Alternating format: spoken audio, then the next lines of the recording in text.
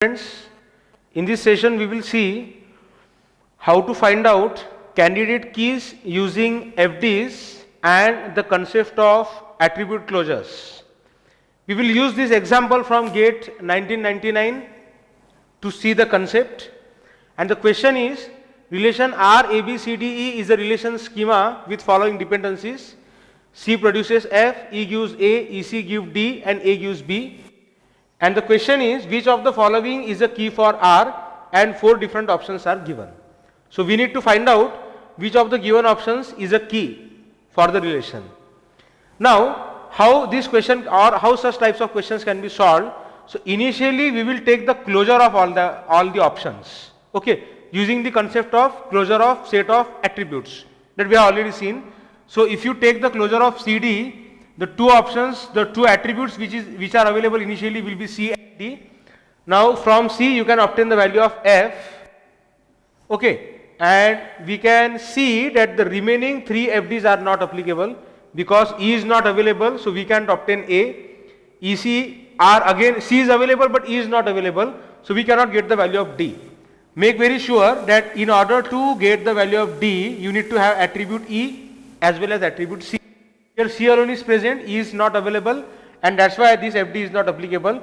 Similarly, here we need the value to get the value of B, and right now we don't have the value of A. So that's it. That is the closure of CD. It consists of only 3 attributes C, D, and F. Similarly, let's calculate the closure of EC. So we will start with EC. Now C will give us the value of F. Okay, E will give us the value of A. EC will give the value of D and A will give us the value of B. So important thing is from E you can obtain the value of A, then from A you can obtain the value of B, and EC are available. So EC is also available, A is also available, therefore we can get the value of D and we can get the value of B. Okay, the left hand side of both these FDs are available, so we can get the right hand side also. So we will add 2 more attributes here, one will be D and another will be B, and we can see that the closure of EC consists of all 6 attributes of the relation, and that means if you have the value of EC, you can uniquely determine the value of A, B, C, D, E and F. That means if I give you the value of EC, you can uniquely determine the values of all the 6 attributes of the relation. Okay, so remember this point about EC. EC closure is equal to all attributes, or what we can write, EC closure is equal to star. Star indicates all attributes. Now similarly we will take the closure of E. So initially it will be A and E. Now from E we can obtain the value of A, but that is already present, and EC we don't have C. From A we can get the value of B. So we will add one more attribute B, and let's check again whether any particular FD is applicable or not. So C is not applicable, A is applied, EC is not applicable because C is not available, and AB is again applied because we have already obtained the value of B. That's why AE closure is equal to AEB, and that is not equal to star. And again CD closure is also not equal to star. Star means all attributes. And finally let's take the closure of AC. So it will be A comma C. From A we can get the value of B, and from C we can get the value of F. Now E is not available, so this FD cannot be applied, or even if we applied this FD, A is already available, and EC, the value of E is not available, therefore we cannot apply the FD. EC produces D, and therefore what we can say, that E and D cannot be obtained from the value of A and C, and again AC closure is equal to just 4 attributes, and that is not equal to R. So I hope you are clear with all these things. We have simply calculated the attribute closures of all the options, and now there is an important property. If the closure of a set of attributes is equal to star, consists of all the attributes, then that particular set of attributes will be called as a super key. So very short, we can say if X closure is equal to star, then X is a super key. X can be called as a super key. Now AC is not equal to star, therefore AC cannot be called as a super key. AE is not equal to star, AE cannot be called as a super key. Similarly CD cannot be called as a super key, and only EC, which is equal to star, can be called as a super key. Now, when we discuss the difference between super key, candidate key and primary key, at that time I told you that every key will also be a super key. However, a super key may be or may not be a key, and if something is not a super key, it cannot be a key. And that's why option A is not super key, therefore option A cannot be a key. Option C is not a super key, therefore option C cannot be a key. Similarly, option D is not a super key, and therefore option D cannot be a key.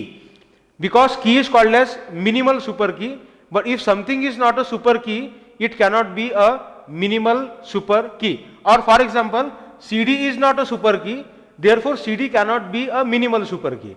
For in order to become a minimal super key, first of all it needs to be a super key, and therefore what I will say, something which is not a super key cannot be a minimal super key, and key means minimal super key. So option A, C and D are eliminated, and now we are left with option B.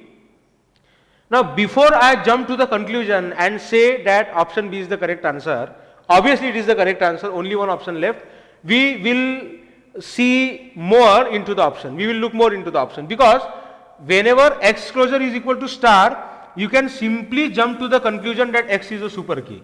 Okay, you cannot directly jump to the conclusion that it's a key, and the question is asking which of the following is a key. The question is not asking which of the following is a super key. So right now, at what stage we are standing, we have concluded that EC is a super key, and we need to check whether it's a minimal super key or not. If it is not minimal, it cannot be called as a key, and it can be called as a key if and only if it's a minimal super key. Now the more important concept is how to see is a minimal super key or not. So there are two ways to check whether EC is minimal or not. One of them is like this: you check whether any of the proper subset of EC is a minimal key or not, or whether any of a proper subset of EC is a key or not.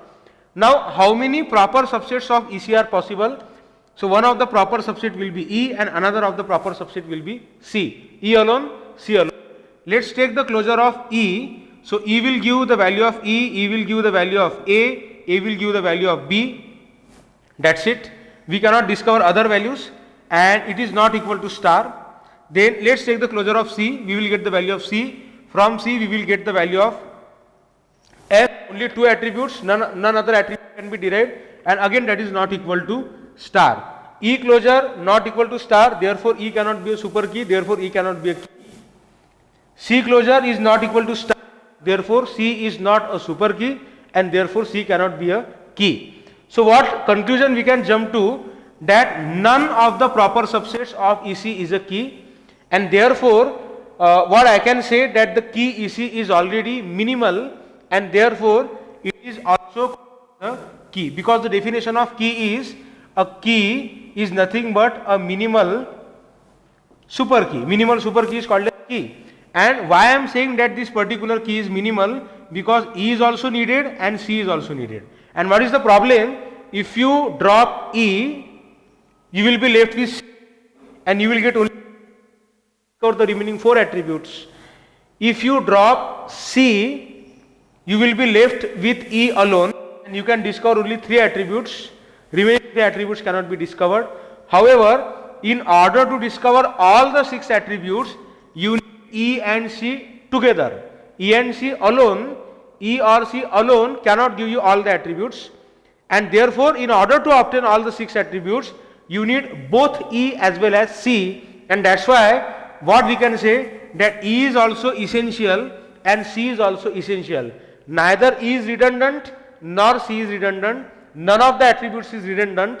None of the attributes is redundant. Yes, both the attributes are compulsory. Both of them are needed. The key is minimal, and therefore option B can be called as a key. So it's a super key as well as a key. Okay. So let's be very clear with this.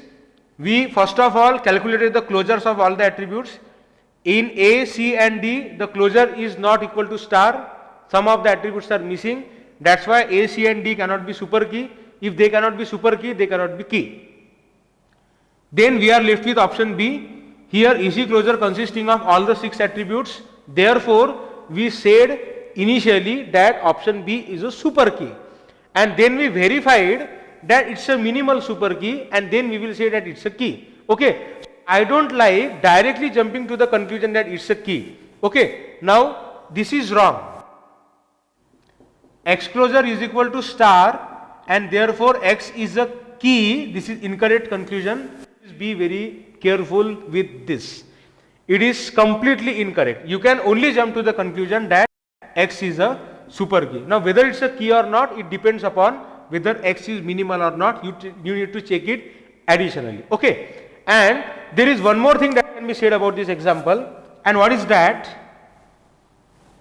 If you observe the FDs, we can see one thing. Total 6 attributes are present, and out of those you can derive A from the value of E. So A can be derived. Similarly, B can be derived from the value of A. Okay, then F can be derived from the value of C, and similarly A can be derived from the value of E. And one more attribute can be derived. What is that? D. D can be derived from the value of EC. So D can also be derived. So you can observe that 2 of the attributes C as well as E cannot be derived. It is not the case that some other attribute will give you the value of C, because if you could get the value of C from some other attribute, then C would come to the right hand side somewhere, but C does not come to the right hand side. What does that mean? There is nothing which can give you the value of C. Similarly, there is nothing which can give you the value of E. And what do I say? C cannot be derived, C cannot be obtained from other attributes, E cannot be derived, E cannot be obtained from other attributes. And I call such attributes as compulsory attributes. So all those attributes which cannot be derived from other attributes are called as compulsory attributes, and therefore in this example C and E are compulsory attributes. Now in order to have an FD like this, we want all attributes to the right hand side. So A, B, C, D, E and F, and you can see in order to have all the 6 attributes on the right hand side, at least we must have C and E on the left hand side, because unless and until you don't have CE on the left hand side, you cannot have CE on the right hand side, because only C can give the value of C and give the value of E. No other attribute than C can give the value of C. No other attribute than E can give the value of E. So you cannot obtain CE without EE, and that's why in order to get all the attributes on the right hand side, the left hand side must at least contain the attributes, the compulsory attributes C and E. And that's why we will jump to a very natural conclusion that you cannot obtain all attributes without CE. CE are the compulsory attributes, and therefore I will check the closure of CE first of all. I know I cannot do without CE. So let's check whether CE themselves are sufficient to give the other attributes or not. So let's take the closure. C will give the value of C, E will give the value of E, then C will give the value of F, E gives A, then CE will give the value of D, and this A will give the value of B, and the closure is complete. We get all the attributes. And what does that mean? That the attributes CE are necessary, we cannot do without them. The attributes CE are sufficient. Now why I call them sufficient? Necessary because we cannot do without them, and sufficient because these 2 attributes alone give you the value of all the attributes together. And whenever a set of necessary as well as sufficient, then that particular set of attributes can directly be called as a key. And one more observation, we have already seen we cannot do without C, we cannot do without E. So any key for this relation or any super key for this relation must consist of C, must consist of E. Now in option A, it cannot be the super key.